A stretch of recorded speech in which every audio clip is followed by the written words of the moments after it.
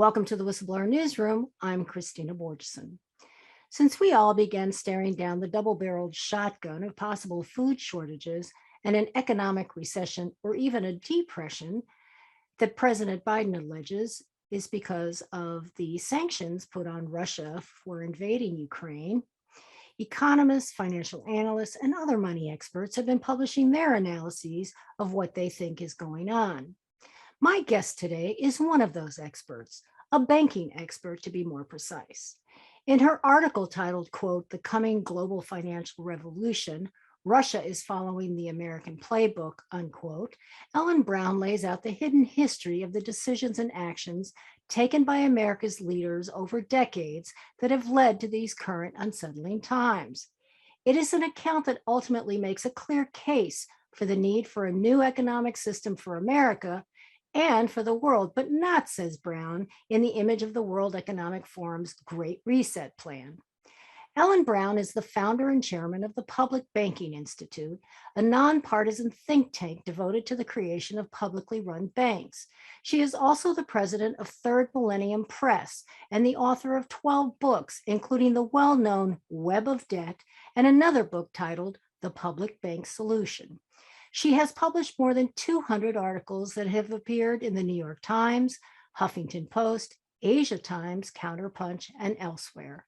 Welcome, Ellen. Thanks, Christina. Good to talk to you. What I really appreciated about your article, The Coming Global Financial Revolution, Russia is Following the American Playbook, is it provides a very clear, deep historical account of how we went from the unipolar US dollars, the global reserve, to now we're going into this multipolar situation. And meanwhile, people have no idea about the history and how it plugs into what's going on. People are very afraid right now. Food prices are off the charts and gas is high and so on. And there's a connection. So I want to talk about the history and take it up to where we are now. So could you talk about, you start in your article with the Bretton Woods in 1944 agreement, and then you take it right after that, you jump 27 years to a fateful decision that Nixon made. So talk about that. In 1944, the US dollar was made the global reserve currency along with gold. Previously, it had been gold on a globally. Domestically, Roosevelt had taken the dollar off the gold standard in 1933. In other words, you couldn't take your dollars to the bank and get gold for them in the US. But if you were a country, you could still cash in your global dollars for, your trade dollars for gold with the US. So because of that, and because we were, after World War II, we were the biggest gold holder in the world, the dollar and gold became the reserve currency interchangeably. In other words, the dollar was gold backed, and you could take globally, they could cash in their dollars for gold. So back then it was $35 for 1 ounce of gold, right? Yeah. So that stabilized the global economy, but there wasn't enough gold to back all that. And in the 1960s, President Lyndon Johnson, with his Great Society and the Vietnam War together, we were spending a lot of money. And French President Charles de Gaulle thought that we were probably going to run out of gold. And so he cashed in a good portion of France's dollars for gold. And he was threatening to cash in the rest. And I think Italy did the same, cashed in theirs, and the UK was threatening to cash in theirs. And so we were clearly going to run out of gold. So Richard Nixon closed the gold window, and we then became the global reserve currency backed by oil after Nixon and Kissinger. Yeah. Kissinger made a deal with the OPEC countries. Before we get to that, I want to talk about, I don't think people realize that the Vietnam War basically had bankrupted the country. Yeah. I mean, I didn't know that. And what really gets me is that Nixon had to have known that. And he was hanging on because he wasn't going to let, and I'm just going to say it, I mean, this is a Nixon quote, I believe he wasn't going to let a shit-ass country like Vietnam beat the United States. So as all of our kids were dying over there, and then he was bankrupting the nation, that continues. And then Johnson wanted to continue the war too, and so finally, and then he has his Great Society program. And talk about the Great Society program. Where was all that money going? The Great Society was social services. So just printing money, pumping out money for social services, the sort of things that we need today, education and Social Security, et cetera. So, okay. So we were broke. And so Kissinger and Nixon made a deal with the head of Saudi Arabia, but basically representing the OPEC countries, that the OPEC countries would sell their oil only in dollars, and that they would put the dollars in Wall Street and City of London banks, and therefore, of course, we could leverage those, and which we've taken advantage of ever since. And according to William Engdahl, who's a writer who's now in Germany, he shows good evidence that there was actually a secret agreement that Kissinger said, we are going to quadruple the price of oil with this little Middle Eastern war they were going to instigate. It was the Yom Kippur War, right? Yeah. Egypt and Syria attacked Israel. Yeah, Israel. So he said that was set up. Engdahl? Yeah, that's what Engdahl says, and he's got quite a bit, and he had some other. You go to his website. Well, I put a link in my article, but there's it links to other data supporting what Engdahl said. I think it's very important to name the OPEC countries, because there was something else that shocked me in that part of your article.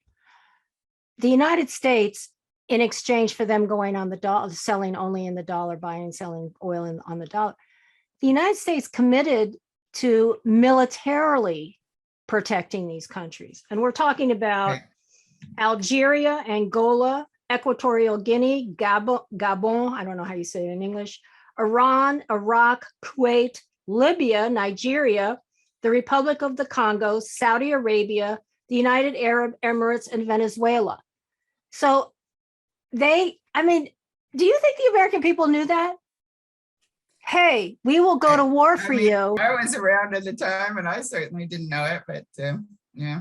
I was actually shocked because, of course, as we all know, the history moving forward, a lot of those countries were, guess what, attacked by the United States. So I just thought that was absolutely fascinating. So, Kissinger and Nixon make this weird, I don't know. What do you think of it as a deal to get us out of this economic crisis that was created? Well, it obviously worked for a while. The dollar plunged right after Nixon took the dollar off the gold standard, and then it did come back. It worked all the way until 2000, when Iraq, Saddam Hussein, traded his oil in euros, or tried to, and you see what came of that. We had the Iraq War. And what possessed him to do that, do you think? I don't actually know. He must have seen some kind of handwriting on because it was both he and Gaddafi, right? Mm-hmm. Who did that. And of course, the US obviously moved against. Destroyed them both, yeah. And Gaddafi was attempting to mobilize the African countries to have a gold-backed African currency. So they would be their own independent money system. And that's the same thing that Russia is doing now. But of course, obviously Libya was not that powerful and we could defeat them in war. But we've never taken on a country as large as Russia. We promise to protect these OPEC nations if they use our dollar. Okay. So finally, in 2000, for some reason, we don't know why, but Saddam Hussein says to himself, nah, I don't want to do this in dollars anymore. I want to do it in euros, right? Yeah, euros were coming up, they were just a relatively new currency, and maybe he saw that as the up and coming global currency, but I don't know. I'm just speculating. I can't say. Why is it that the United States at that point, I mean, this may sound like an obvious question or a newbie, a Rube's question, but here it is anyway. Why would the United States not want that to happen? As global reserve currency, all countries have to trade in the dollar, and they need dollars, and therefore they would sell their products to us in dollars.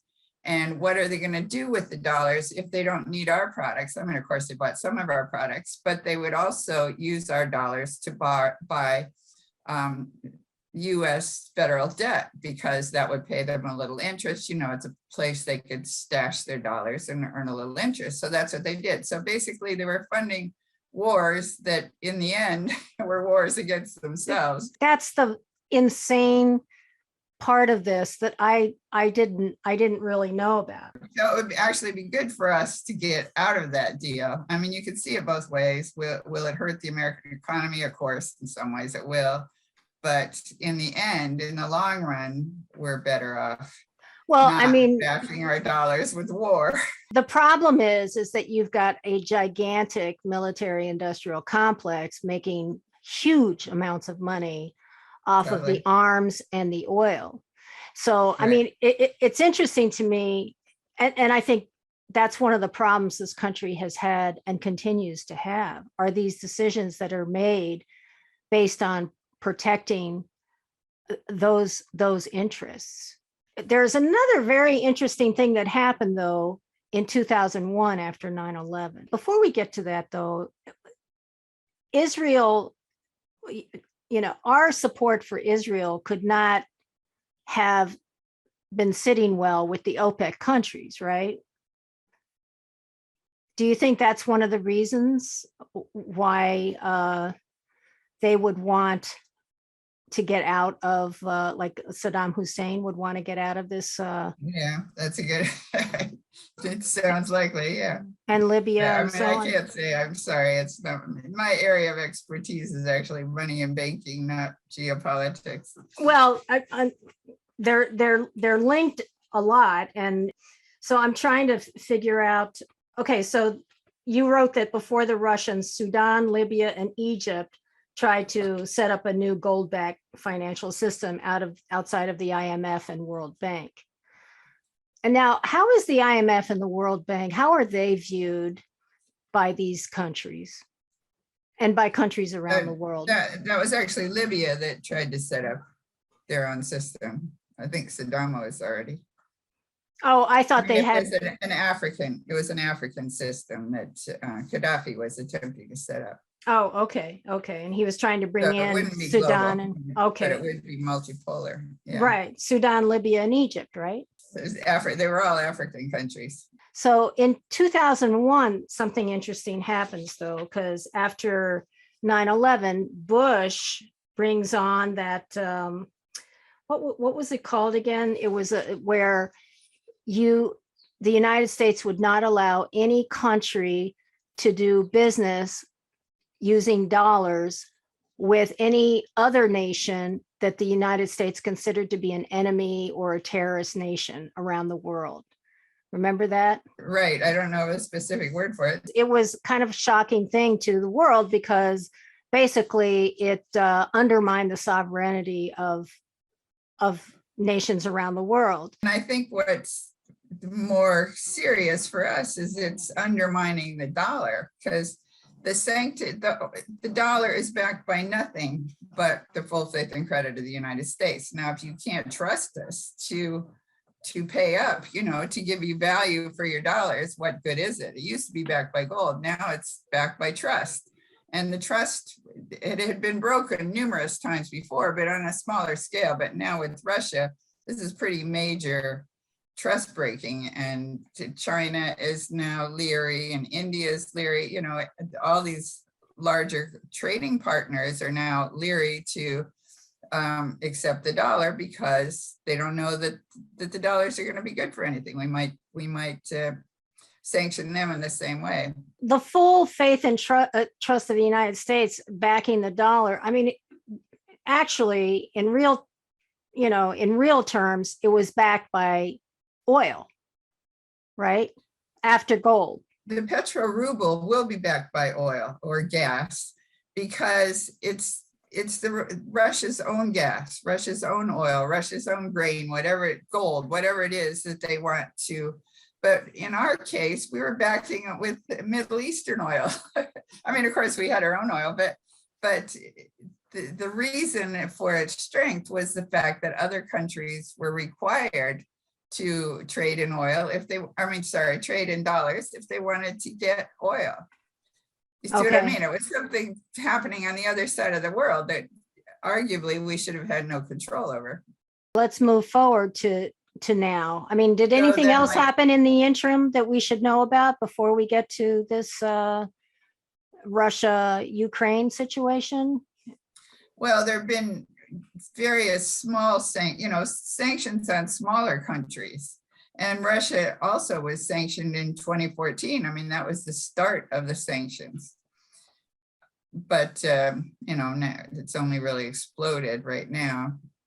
Talk about what Russia has decided to do. Originally, they said that they would sell their gas only in their currency, the ruble, to unfriendly countries. And those are all the countries that were blocking them from using their dollars. And now they've expanded it to include oil, and they've said they've set a floor on the gold price. That's kind of a different subject, but they've said that they will sell in rubles or gold to unfriendly countries. If you're a friendly country, you can use your own currency, or you can use some other currency. So to me, that's really the way it should be. You should be able to use your own currency to buy on global markets, because that's what a currency is. It's basically a promissory note saying, we acknowledge that we owe you X amount, and come on in and we'll sell you our products for at that rate. But of course, many countries, it's just like anytime you go into a barter system, you may want my eggs, but I might not want your corn. It's so you do need some sort of reserve, some sort of medium exchange. It wouldn't even have to necessarily be a currency. It could just be a measure of value. In other words, you know what I mean? I mean, that's, if you go all the way back to ancient Sumeria, Babylonia, that's what they did. It was just all accounting entries. Like, you ran up a tab until harvest time, and then you paid it off with your harvest. You could do it like that, where you just had some sort of yardstick, a basket of commodities and currencies and things that everybody uses, and figure out what your currency would buy in that basket. And then that's the value of your currency. I guess you would still be paying with I suppose you still need a reserve currency to make that work. Well, but anyway, the reserve currency could be backed by some such basket. And that is what Russia and China and these countries that are negotiating a new system, that's what they're talking about, is a basket of currencies and commodities that would establish the value of, you would peg your currency against that yardstick, and then you could trade currencies with each other. What happens to our economy if this all happens? the US is capable of being fairly independent. I mean, we have oil and gas and we have agriculture, all that kind of stuff. But we do need to restart our manufacturing base, which we pretty much lost due to this, due to the fact that we're a global reserve currency, because big companies could get their labor overseas, that they ship their business over, their manufacturing overseas. So our companies aren't really up and running like they used to be, but arguably, hopefully they could be. So it's really an opportunity to put our workers back to work and, get up and running again, just as it's such an opportunity for Russia to become dependent on themselves, like More internally self-sufficient. sufficient. Yeah, self-sufficient. And that was the original American model, the American system versus the British system. If I've written a lot about this before, and other people have too. That's what it was called by Henry Clay, Senator Henry Clay in the 19th century, and Henry Carey, who was Abraham Lincoln's economic advisor, and it stemmed from Hamilton's banks. So the pillars of the American system were internal development. So you would subsidize internal development, a national bank, not a central bank hooked up to European central banks, but an independent national bank that would issue the national currency and the national credit. And so you would issue credit, build stuff, and the fees from the things you built would pay back the loan. So it was a stable system. It worked. So that was the American system. The British system, or what they called the British system, was the colonial system, basically feudalism, that they would capture other countries and exploit them. Well, today, we seem to be the feudal exploiters. We need to go back to the American system, which was the thing that actually made our country great, and it made us a blessing versus rather than a curse on the rest of the world.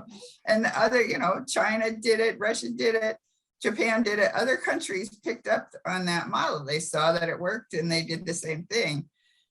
But we've been invaded by this sort of financier, capture them in debt, sort of, or capture other countries just because they owe us money, and they owe us money in our currency versus working, trading with them on a fair level playing field. It's also just going in there and putting in leaders who will allow us to exploit their labor and grab their resources for practically nothing. And that's my question is, it sounds great that the US, first of all, I think the transition will be quite painful for the US economy. We're definitely going through a painful period, but it's not so much. We'll never not be a global reserve currency, because the dollar is just firmly embedded in everything, all these global markets, and the euro dollar is independent of our Federal Reserve. Banks, well, if I can go back to banks, not the government, now creates most of our money supply. They create it when they make loans. So in Europe, European banks do that, and they just create the money on their books, and those are called euro dollars. The Fed has no control over it. There's no capital requirement, or no reserve requirement, rather. So those are not going away. And, in a sense, it's not a bad thing, because you need an expandable currency. And that's what people don't seem to understand. They think, well, we should go back to the gold standard because gold is fixed and you know what it's worth and all that. But there's not enough gold to conduct all the trade that needs to happen in the world. And if you just go from if you just count your finished product, you actually need many times more gold than that, because you've got to pay all these different, at all these different stages, and they pay all their people, et cetera. I mean, it's just a huge network of payments. And so it is better to have it be an expandable accounting system type So, currency. and that's based on your commodity, the value of your commodities? Is that how that works? What would your currency be based on? Well, that's what I say. If you had this measuring stick, which is what they're talking about, this new Eurasian monetary system that Sergei Glaziev is spearheading. They've been working on that for years. It's some sort of Eurasian system, but it would be a basket of currencies and commodities, and that would be the measure for the value of your currency. So anyway, you've got all these euro dollars that are backing global trade. They call it euro even if it's not in Europe. It's dollars outside the American system are called euro dollars, and they're not created by us. They're created externally, and they're really just accounting entries. But that does explain why people are always asking, why did the Fed bail out these foreign banks, in 2008, 2009, during that crisis, or after 2010, whenever it was that they did those bailouts? Well, it's because they had swap line, contractual swap lines with those countries. What does that mean? Well, it means that we agreed that if they want dollars, like physical dollars, we'll give it to them. And so the system works as long as you're dealing on a accounting level. Virtual level. Yeah, you can do that. But if suddenly people are nervous and they want their money and they actually want physical dollars, that the euro dollar system can't print dollars, that would be counterfeiting. So they've got to go to the Fed to get their physical dollars. But the dollar is the exchange, the global exchange currency in general. And it would be very difficult to switch over to the yuan, for instance, because they've got capital controls. It's not an open currency. It's not easy to get. How are you going to earn your yuan? So for the time, for a long time, at least, and I suspect forever, it'll just be a multipolar system. In other words, you can do that or you can do this, but the dollar is still going to be, it's not going away, and it's certainly not going to, people think it's going to hyperinflate or going to collapse. It looks to me like we're not heading for hyperinflation, we're heading for depression. And it wasn't, or, at least recession. And it wasn't the fault of the Fed. It wasn't the Fed printing the money. It was the euro dollar that flooded the global economy with dollars, the euro dollar system, and we don't have any control over that. Why did they flood? For what reason did they flood the market like that? Well, on that upper level, when you're dealing in things like in the virtual level, this is what's weirding me out, is how so much money is actually just, exactly. I it's agree, virtual. It's like, oh my God. This is so strange. So if they're doing stuff like derivatives or any form of gambling, they're buying assets and making a profit. So they buy it and sell it and keep the spread. I mean, clearly not a thing we want to encourage. But why can't the rest of us do that? Why can't the rest of us play in this virtual world, pretend we have all this money and gamble with it? Why are only the banks allowed to do that? Only banks are allowed. And why? I'm chairman of the Public Banking Institute, and that's one of our goals, is to get public banks out there that can do the same thing for the people. In other words, we want to generate credit that we can use for infrastructure that the people need, things that the people need, things that the local government would use. What does it take? What does it take to set up a public bank? I'm very interested now. I'll tell you. That's a whole different subject, but I don't know, because it's the same thing that it takes for a private bank. You need capitalization. It used to be that you needed reserves, but the Federal Reserve has now also eliminated the reserve requirement. In Europe, they didn't have a reserve requirement for a long time, but now we don't either. Banks don't have to have any money to issue money as loans on their books. They don't have to have any liquidity. And where do they get, if somebody wants to cash out, it's the same problem. If somebody wants to pull their dollars out, then the bank does have to come up with the money. Or even just if one bank, you write a check on your account, let's say you take out a mortgage for $500,000. You write a check, so the bank just writes that into your account, $500,000 on one side of its books as a liability to itself because that's your checking account. And then on the other side, they write it as an asset to themselves because you have agreed, you've signed a to pay it. contract. Yeah. You're going to pay it back over time. Yeah. Plus, But I have to pay it with real stuff that I make, with real money. Yeah. Yeah. Okay. But even that real money probably came from, a bank probably just created it. Like another bank could do the same thing and they could basically swap checks and they both have 500,000 coming in, 500,000 going out, their books balance. It looks like it's good.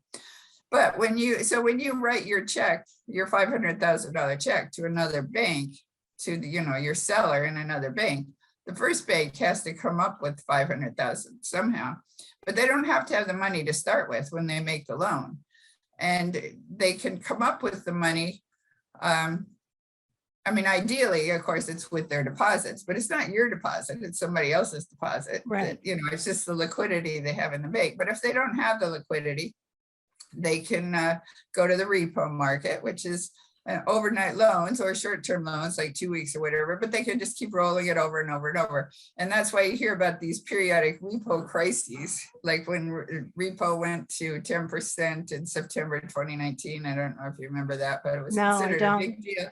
And nobody knew why, what happened, why things went wrong, but it was because JP Morgan and some other big financiers didn't want to put their money in repo. They didn't want to repo their money with the European banks, which were putting up shoddy collateral for long story. But anyway, so the repo market is certainly not, you can't do a 30-year loan in the repo market.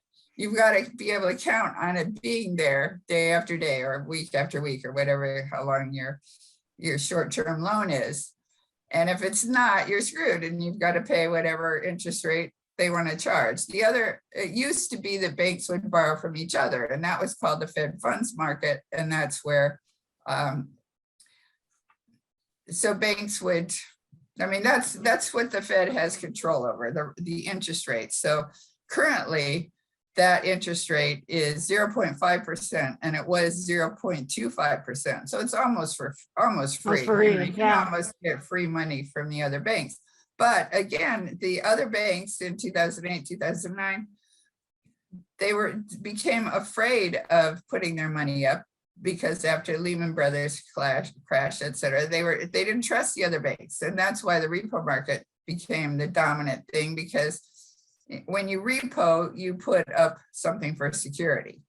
And so if you don't get your money back, you can then take that security and cash it in and get that money back. And what was considered pristine collateral is federal securities. Well, now we see that they're not as pristine as. So if you have a public banking system, if for example, every state had its own public bank, or even the country had its own public bank, would you need the Federal Reserve? Yes, well, you still need a source. You want to be able to, you need that backstop. You need to, what banks trade in is bank reserves, not dollars. So bank reserves are created originally by the Federal Reserve, and it's like just a clearinghouse where you have some bank reserves and then you move it over to the other bank. It's just sort of a numbers game to keep track of, so that, it's the clearinghouse, but it's not the only clearinghouse. There are also private clearinghouses. There are private ways of. It just seems like the people get screwed all the time economically when things are happening in the banking system, in the global economic system. Here we are, this situation in Russia is directly having a direct impact on our economy, which is directly impacting, every individual in this country because they have to pay more for their groceries, et cetera, et cetera. I might interject. We had inflation long before Russia did. I mean, I've heard it That's argued true. that they had to have a war to cover up the fact that they had screwed up the economy already. I mean, we had inflation because of the lockdowns. And Yes, I have heard that too, that COVID caused COVID.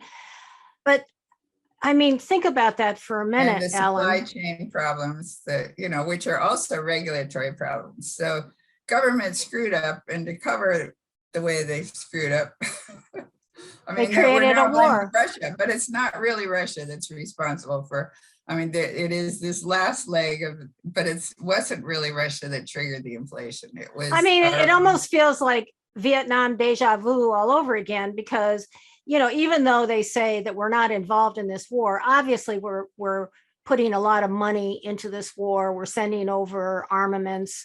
I'm sure there are advisors on the ground in Ukraine. I'm sure, we are very much involved with this war, as are the other NATO countries. I mean, this is, and so I just feel I can't articulate it. And that's why I'm trying to talk to money people like you, because I'm not savvy about economics. But I just feel like we're all getting screwed to protect people from the mistakes, protect our political leaders from the mistakes that they have made.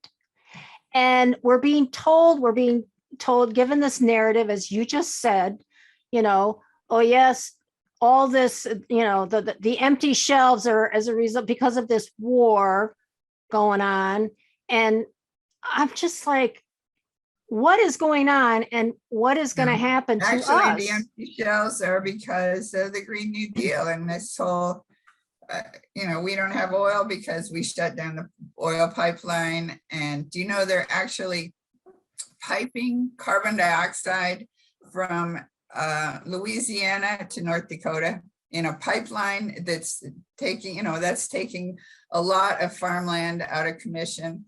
There's this principle of 30 by 30 by 2030, 30% of global land and oceans are supposed to be off the market, supposedly to preserve the earth, but you're not, I mean, we are part of the earth, we're part of the global ecosystem. Yeah. And it's certainly hurting us. So a lot of the farmland is being taken off the market, out of commission.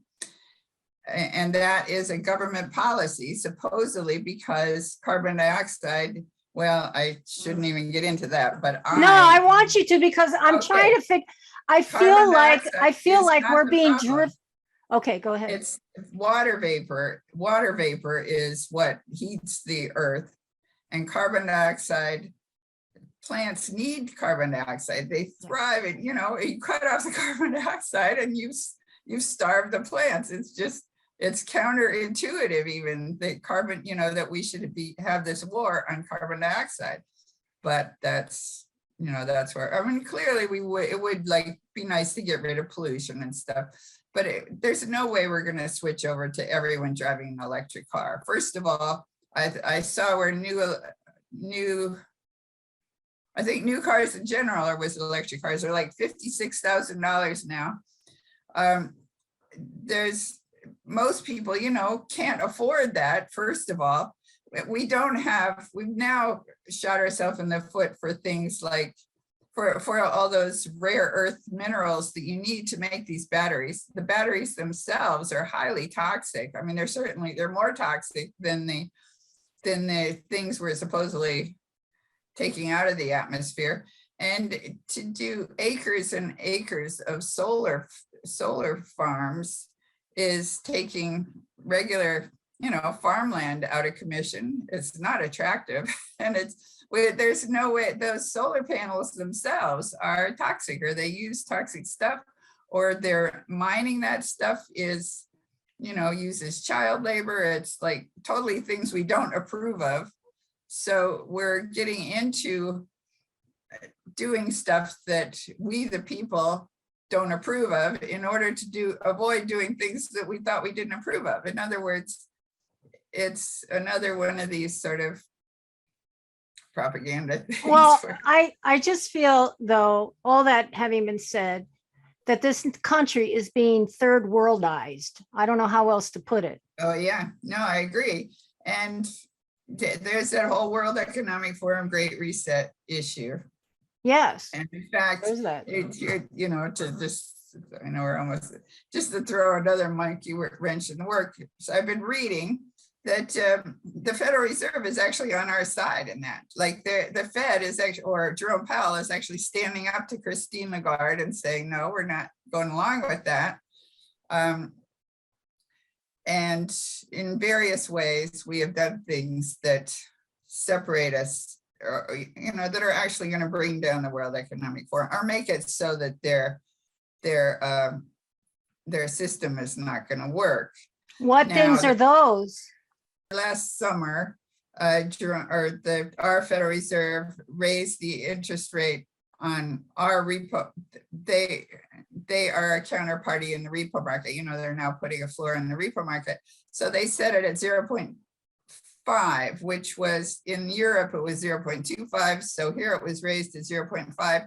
Well, which doesn't sound like a big deal, but that meant all these dollars that were in Europe came flooding back into the US market because they get a little better interest rate. So in that sense, starving Europe of dollars, but it's, you know, it's not Europe like the Europeans, it's Europe that those heady markets where, you know, money making money, that area. Right. Yeah. So that how was does one. And Christine Lagarde said that, you know, you have to tell your banks that they can't make loans for oil or this or that. And Jerome Powell said, well, he said, we don't think that's our area, you know, that's fiscal policy and we're monetary policy. So we can't really do that. And she got all upset. She said, no, you have to do it. But the thing is, once you start telling the banks that they can't do oil, then that means you can tell the banks what they can lend money for, which, you know, which takes that power away from the people. It's our money. We should be able to use it for, you know, whatever. I mean, everybody's concern is that you'll be turned off for being a political dissident in some way, you know, maybe against vaccines or something like that, and which we just saw in Canada, you know, where they could actually turn with the truckers, and the GoFundMe money. Exactly. Well, that opened everybody's eyes to the digital central banking system. Yeah, well, and I've actually written favorably on CBDC. I mean, all these things are tools that could be used for good, they could be used for bad, right? But you don't want them to be out there if there's the potential for them to be used for bad. I mean, the first thing we obviously have to do is to get control of our political system, but how do you do that? Well, you know, I mean, is our politicians really working for us? Even if they think they're working for us, when they go up there, you know, they're told you're going to vote like this, or else you don't get the money to, you know, get reelected, whatever. I mean, the whole system. Who are they working for, Ellen? Yeah, well, I would guess it's about the money, so you must have an idea. Well, I would call it the British system. I mean, it's that same thing that we've been infiltrated with ever since when they lost us as a physical colony. I don't mean British like the British people, because, you know, we all know British people that we like very much, etc. It's not the people, but you could say the British bankers, but then yes. I'm sure they're perfectly nice British bankers out there too. It's that system that well, isn't that a system that is set up by the oligarchs and the royals and the, you know? Yeah, well, you can trace it back to, I know Tom Loanger calls it old European money, and that's what's behind the World Economic Forum, and they want to keep their money. Or you could look at BlackRock and Vanguard. Vanguard is owned by some big families that, you know, are unnamed. They don't say who they are, but we can guess. you can guess that those families that have been in control of banks for the last 300 years and have Right. been collecting interest on it are very wealthy by now. They're multi trillions of dollars. And then BlackRock itself, you know, is basically when they say you will own nothing and be happy, who will own it? We already know BlackRock already virtually owns everything or controls everything. So yeah, there's that whole network, and they are Larry Fink, who is president or CEO of BlackRock, is also on the board of the World Economic Forum. So, you know, it's how do we get rid of their stranglehold? Is there a financial way to do that? It's looking like, that's what I'm saying, that this wrench that Russia and in China and India, you know, if they form their own alternate global reserve currency, that will throw a wrench in the gears. And so that's what I'm saying. In the long run, that's a good thing, because we do need to bring down the current system. I mean, we need to level the playing field and start over, which is exactly what the Great Reset is. We need a reset, but we don't want their reset. We need it reset in a way that serves the people. And how do we do that? Very good question. And that's what we all are working on, is trying to formulate a system that doesn't have loopholes in it. I mean, arguably maybe some form of cryptocurrency. I don't think Bitcoin actually works as a, you know, you can't, it's too, Bitcoin is like gold. There's not enough of it to have an expandable economy that can expand so that the economy itself can grow, and so that you can fund all those. But if it's virtual, why can't you just create more? Well, but then you need some limits on it, or else you're going to have inflation or hyperinflation. Right. So it is a bit tricky, but I've heard that there's the original Bitcoin, supposedly. I don't know. This is not my, again, I'm not a crypto person, but apparently there's one called BSV, which is expandable and could work, and it was the original Bitcoin. So I've been told. Anyway, so people are working on that there must be a way to set up a global system that is both transparent and protecting your privacy, if you know what I mean. Transparent enough that you can see what's going on, but not so transparent that they can cut you off for that they could see your Gmail along with your bank account. But you know what this means, though, what you're saying is that they really, and these are people with enormous resources, they really have to bring Russia down by hook or by crook, even if it means blowing up the whole world, it seems like, because this is the line in the sand. Yeah, no, I've seen different people say that. Yeah. And if that's the case, what comes after? I saw a thing, it was an interview of a man in 2010 talking about a meeting. He was a banker, a City of London banker, but he was also a Mason, and he'd been invited to this meeting, and he thought that it was a more high-level meeting than he thought he was invited by accident. And they were talking about that they were behind schedule, that they were supposed to reduce the population by 80%. First China would catch a cold. That's why this struck me, because this was 2005, and the interview was in 2010, talking about China catching a cold, and then it would be a virus that would go globally, and then Israel and Iran were supposed to get into a minor nuclear war, and the US would come in on the side of Israel, and China would come in on the side of Iran. This is on Project Camelot.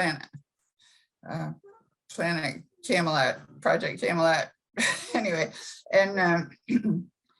and so we would have a global war, and it was supposed to they were planning on eliminating 80% of the population because some major astronomical event was in the future that we, the people, weren't being told about. But they, the wealthy, the elite, The would go underground. cognoscenti, yeah, Sorry? the cognoscenti. Yeah, As they would one go underground. They had all these underground bunkers prepared. And then when they came back out, they didn't want to have to deal with a lot of starving hordes. So that's why they wanted a minor population, and they would have, of course, their robotic system set up. So, I mean, they may be pushing for a global nuclear war, and that is definitely the big threat, or a big threat. I find that very interesting because, it's just like when I see, for example, the nuclear arms build up in general, and then countries next to each other getting their nuclear warheads and so on. And I just think to myself, I don't get it, because if you attack another country with nuclear weapons, you might as well just stick that weapon in your left ear. The wind blows, the water flows, everything's going to come back to your country too. I mean, the immediate disaster next door or wherever is going to be great, but in the end, you're polluting the entire planet. So I've never understood the logic of that. I mean, I understand now they're like suitcase nukes or limited, but it's still gonna affect everybody. I just don't get it. I don't understand it. And for what? For what? It's like, how much can you own and control and whatever? I guess after that, then they're going to have to move into outer space and try. I don't get it. Yeah, well, it used to be that whole mutually assured destruction thing, that you had them so that your neighbor knew that you had them, so your neighbor wouldn't do it because you would retaliate. But as you say, it's a very dangerous situation. Not everybody believes in that. They may want nuclear mutual destruction. Well, I mean, I don't know. That part I don't get. So I just want to go back to one thing that you were saying, that it would be great if the United States, this could actually be good for the United States, because then the United States would work more on being self-sufficient, on rebuilding its manufacturing base, et cetera, et cetera. But what about the component of labor and so, because it seems to me that the US economy and the economies of many of these Western nations are so dependent on the slave labor. And how are you gonna be a viable have a viable manufacturing base if you're having to pay your workers so much more? How does that work? Well, we could, of course, do just like the American colony, or the early U.S. not colonists, but when we were no longer a colony and had our own bank and issued credit, you build it with credit. So yes, prices would go up, but people would have more money. You pay your laborers more; they could afford higher prices, and you would put more money out there, so the money would be available to pay the prices on these things. Basically, what you're saying is that the more money that is in circulation, because people are getting paid a decent wage, so they'll have more money to circulate, and the more money that circulates throughout the economy, the healthier the economy. Yeah, well, that's demand. But if you have demand go up without supply, you're going to have inflated prices. Right. But if that demand is going into producing stuff, in other words, you're paying those people to actually make stuff and not to speculate in the stock market or whatever, then, or to roll over their, flip houses or something like that. If they're actually producing things, you will have supply go up with demand, and supposedly the money will be there. It'll be affordable. It'll balance out. The other thing I think that is very important is somehow the taxation system has to be fixed so that the wealthy pay their share. And also this whole thing with corporations being entities unto themselves, I think is another thing that has really affected the economy, has it not? In terms of the general wealth of everybody. I'm not sure what you're saying.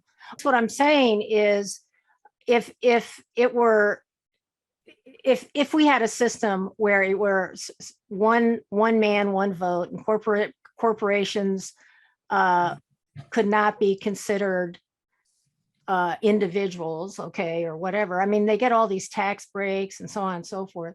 So I just feel like, I see what you mean, corporations as people, yeah. yeah. No, I agree, that's not good, yeah. But I have seen proposals that if the shareholders, if the employees actually own the companies, that would be good. Listen, I want to thank you for coming on. I think that article is fascinating and a really good primer for people to understand some of the crazy decisions and the crazy system that we're in. And, you know, a lot to think about to try and figure our way out of this in a way that all of us come out ahead in some way. Thank you so much, Alan, for coming on. Okay, thank you, Christina.